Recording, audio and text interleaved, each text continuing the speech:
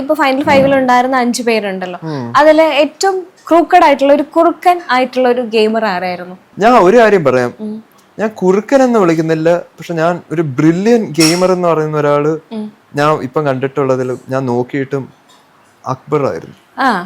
അക്ബർ ഭയങ്കര കിടിലമായിരുന്നു.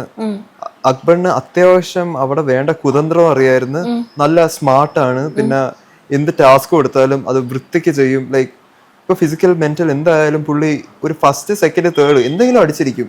എന്ന് പറഞ്ഞാൽ പുള്ളി പക്ക നല്ലപോലെ ഗെയിം കളിക്കാൻ വന്നതാണ്. അതും ഞാൻ അത് റെസ്പെക്ട് ചെയ്യുന്നു. ആദ്യം എനിക്കറിയാം, എനിക്കൊരു പുള്ളിയോട് എനിക്ക് അത്ര ഒരു ഇംപ്രഷൻ ഇല്ലായിരുന്നു.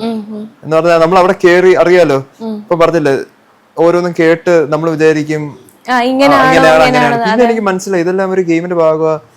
പിന്നെ പുള്ളിയോട് കൂടുതൽ സംസാരിച്ചു വന്നപ്പം എനിക്ക് മനസ്സിലായി ആള് പാവമാ. പിന്നെ ആളിവിടെ ഗെയിം കളിക്കാനും വന്നേ. പിന്നെ ഒരു പ്രോപ്പർ ഗെയിമർ മാത്രമായിരുന്നു അല്ലേ? ഒരു proper gamer with a good heart. അതെ അതെ, ഭയങ്കര ടാലന്റഡ് ആണ്. പാട്ടൊക്കെ കേട്ടിട്ടുണ്ടല്ലോ. അപ്പം എനിക്ക് തോന്നി അതിൽ ഏറ്റവും സ്മാർട്ട് ആൻഡ് ബ്രില്യൻ ഗെയിമർ ആയിട്ട് എനിക്ക് തോന്നി ആസ് എ ഗെയിമർ, അതെ കൂടുതൽ ഞാൻ പറയുന്നില്ല, അത് അക്ബർ ആയിരുന്നു. ബിക്കോസ് പുള്ളി ഇട്ട എഫേർട്ട് എനിക്ക് തോന്നുന്നു അവിടെ ആരും ഇട്ടിട്ടില്ല.